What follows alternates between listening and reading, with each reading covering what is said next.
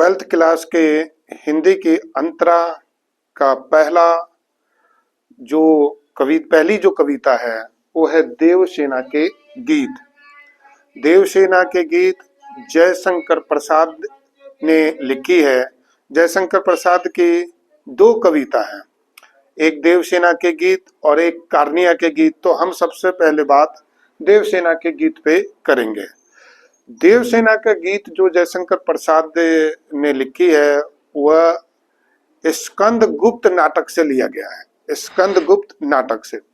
और जब भी आप ये कविता को लिखें, आप इस बात में ध्यान रखें कि इसके 3 भागों में इस कविता को बांटने की कोशिश करें: प्रसंग, व्याख्या और काव्य सौंदर्य।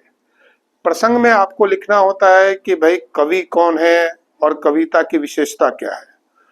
व्याख्या, अगर हम देवसेना के गीत की अगर व्याख्या की बात करें तो उससे पहले मैं इसका काव्य सौंदर्य बताना चाहता हूँ। जयशंकर प्रसाद छायावाद के प्रवर्तक माने जाते हैं, इसलिए उन्होंने ये पूरी कविता छायावादी शैली में लिखी है।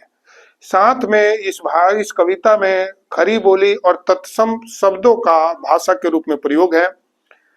कविता में आप लोग जानते ही हैं कि जो भी कविता होती है उसमें अनुप्रास अलंकार स्वाभाविक रूप से देखने को मिलता है। तो कविता के अंदर अनुप्रास अलंकार रूपक अलंकार देखने को मिल रहा है। साथ ही कविता जो है देवसेना के संघर्षों पर आधारित है, इसलिए उसके वियोग का वर्णन रस के रूप में वियोग रस देखने को मिल रहा है। और कविता छंद मुक्त है, मतलब किसी भी दोहा चौपाई जैसे छंदों में कविता विभाजित नहीं है, तो इसलिए छंद मुक्त है। तो ये काव्य सौंदर्य के रूप में ये 4 चीजें आप इसमें डाल सकते हो: भाषा, अलंकार, रस, छंद और शैली। अब व्याख्या की बात कर देते हैं।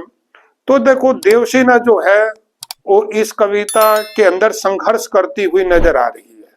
वो ये कहती है कि ये उसने जीवन में स्कंद गुप्त के लिए अपना पूरा यौवन निछावर कर दिया और जीवन के अंतिम क्षणों में जब उसे सबसे अधिक स्कंद गुप्त की जरूरत है तो स्कंद गुप्त उसके पास नहीं है।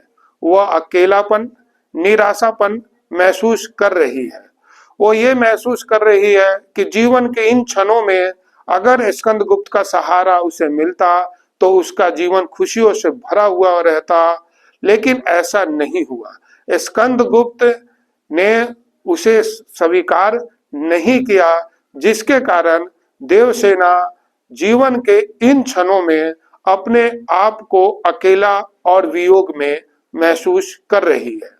उसको लगता है कि वो एक तरह से अभी भी जन आकांक्षाओं के और आकांक्षाओं के माध्यम से उसे कहीं ना कहीं स्कंद गुप्त का सहारा मिल जाएगा, लेकिन ऐसा होता कविता में ऐसा अंत तक प्रतीत नहीं होता। कविता के अंदर साफ तौर पे दिखाई दे रहा है कि भाई वह आशा की बावली बनी हुई है, अर्थात वो उम्मीद लगा के बैठी हुई है कि कहीं ना कहीं स्कंद गुप्त आएगा और उसको सहारा देगा, लेकिन ऐसा नहीं होता।